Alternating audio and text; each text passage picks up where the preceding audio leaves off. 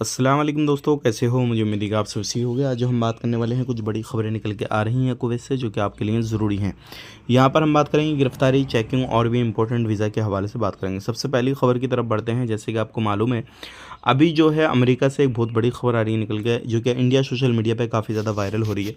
जो अमेरिका के अंदर गैर मुल्की रहते थे, ख़ास करके इंडियन, 104 लोगों को अमेरिका से उनको निकाला गया है। लेकिन देखिए, निकालने का तरीका बिल्कुल ही अलग है।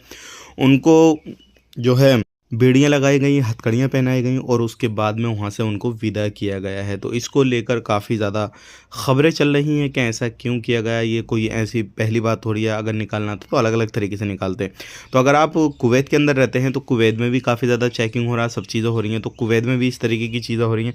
तो क्या कुवैत में जब पकड़ा जाता है तो उसको हथकड़ियाँ लगाई जाती हैं, बेड़ियाँ डाली जाती हैं? क्या होता क्या नहीं होता, कमेंट करके ज़रूर बताइएगा, ताकि आपको भी मालूम हो जाए कि अमेरिका में भी क्या चल रहा है। बात कर लेते हैं यहाँ पे अगली खबर की तरफ। जो अगली खबर आ रही है निकल के, वो आ रही है वीज़ा के हवाले से। बहुत सारे लोग पूछ रहे हैं कि अभी वीज़ा कुवैत ने देना बंद कर दिया है क्या? मैं आपको बताना चाहूँगा, बिल्कुल नहीं।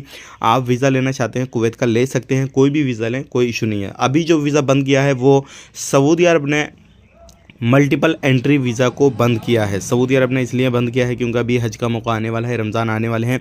तो इसलिए जो लोग बार बार आते जाते हैं किसी भी तरीके से, वो वहाँ पे जाके इसका गलत फ़ायदा ना उठाएं और वहाँ पे जाके ज़्यादा भीड़ ना करें और बिना परमिशन के हज वगैरह ना करें। तो सऊदी अरब ने मल्टीपल एंट्री वीज़ा बंद किया है। सिंगल एंट्री वीज़ा अभी भी चालू है, आप जा सकते हैं, कोई भी मसला नहीं है। अगर आप कुवैत की बात करें तो कुवैत में कोई भी ऐसा मसला नहीं है। आप जो भी वीज़ा चाहते हैं, जैसे वीज़ा चाहते हैं, आपको मिल जाएगा। बात कर लेते हैं यहाँ पे अगली खबर की तरफ। जो अगली खबर आ रही है निकल के, वो आ रही है सिविल आईडी कार्ड के हवाले से। ध्यान रखिएगा, अगर आपका सिविल आईडी कार्ड एक्सपायर हो चुका है, नहीं बना है, तो सावधान हो जाए, सतर्क हो जाए। क्योंकि अगर आपका एक्सपायर हो गया, जितने ज़्यादा दिन एक्स्ट्रा होंगे, 10 दिन, 15 दिन, 20 दिन, तो पर डे के हिसाब से आपको 2 क्रेडिट देना होगा हर दिन का, जब आप अपना सिविल आईडी कार्ड अप्लाई करेंगे। और अगर आप इलीगल हैं तो फिर तो आपको परेशानी आने वाली है अगर आप कुवैत को छोड़ेंगे। तो आज के लिए इतना ही, मिलेंगे नेक्स्ट वीडियो में।